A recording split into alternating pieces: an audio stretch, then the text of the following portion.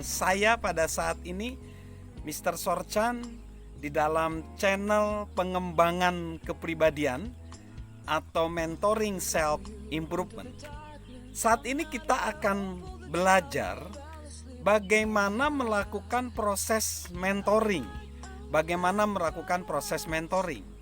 Dan ketika kita melakukan proses mentoring, langkah pertama kita akan menentukan siapa orang yang layak kita beri proses mentoring atau orang yang layak kita beri bimbingan dari kita. Dan kita harus ingat bahwa proses mentoring ini prinsipnya adalah bagaimana kita saling berketerkaitan di antara sesama manusia di dalam kehidupan ini. Kita tahu bahwa ketika kita sukses, kesuksesan kita ini bergantung pada orang lain. Dan ketika kita merekrut orang-orang yang bisa menambah kesuksesan kita, kita akan sukses, tetapi orang tersebut juga akan sukses. Jadi sama-sama mengalami kesuksesan atau sama-sama menang. Dan ketika kita mengalami kesuksesan itu, lalu orang yang kita bimbing juga sukses, dia akan membagikan itu kepada orang-orang lain.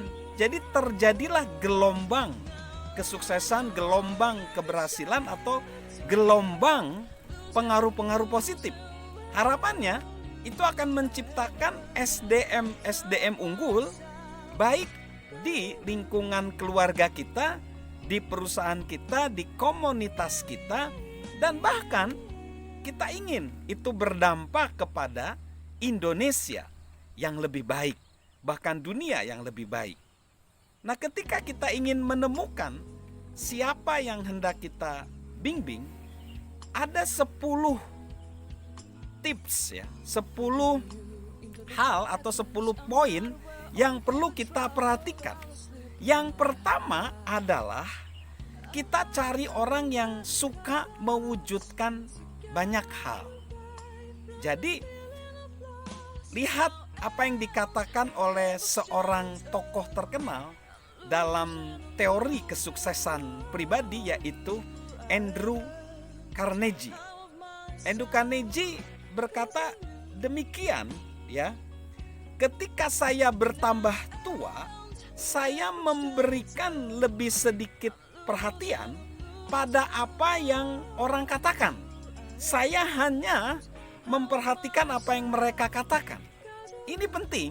Jadi kita mencari orang yang suka melakukan tindakan daripada hanya ngomong saja. Nah, ini penting. Ini ada kejadian di suatu kantor, yaitu ada tenaga marketing yang bisa menjual hampir berjumlah 28 miliar. Tapi ketika dia nulis laporan, ejaannya itu salah-salah terus. Mungkin dia mengalami disleksia, jadi tidak bisa mengurutkan abjad-abjad. Ketika pemimpin perusahaan tuh lihat laporannya, waduh, amburadul seperti itu, dia pengennya mecat sih orang tersebut. Tetapi ketika saya bisa menjual hampir bernilai 28 miliar, dia kaget. Nah, akhirnya tulisan dari si penjual yang sukses ini dia cantumkan di papan pengumuman di kantornya. Dan pemimpin puncak dari kantor itu ngomong, kalian lihat nih, ada orang yang bisa menjual produk sebanyak 28 miliar, tetapi kalau nulis laporan itu kacau balau. Jadi kalian ini semua cuma mikirkan bagaimana membuat laporan, bagaimana mengeja abjad-abjad dengan baik, tapi nggak pernah menjual. Artinya dari kejadian ini, seringkali dalam kondisi yang tidak menguntungkan sama sekali dan tidak punya kemampuan sama sekali, ada orang yang melakukan. Makanya kan ada seseorang berkata demikian ya, seorang Dr. George W. Crane, dia ngomong masa depan itu ada di tangan orang yang melakukan pekerjaan. Kadang-kadang orang yang melakukan, banyak mewujudkan, banyak melakukan, itu menjadi pribadi yang lebih berhasil daripada orang yang hanya sekedar berwacana. Jadi itu hal pertama yang kita rekrut sebagai orang yang kita bimbing. Lalu yang kedua, kita harus melihat unsur peluang. Nah, ini ada peluang. Mengenai peluang, ini sebenarnya adalah masalah yang unik sebenarnya peluang ini. Banyak orang tahu peluang tapi setelah melewatkannya. Yang jadi persoalan, peluang itu sering tidak ada tandanya, tidak ada tanda pengenal untuk peluang. Makanya ada seorang bernama Alan Metcalf mengatakan, saya ingin sedikit menyesuaikan pemikiran dari berada di tempat yang tepat pada saat yang tepat. Ada sangat banyak orang yang sebenarnya telah ada di tempat yang tepat, namun mereka tidak menyadarinya. Anda harus bisa mengenali kapan tempat yang tepat dan waktu yang tepat yang terjadi dan mengambil keuntungan dari peluang itu.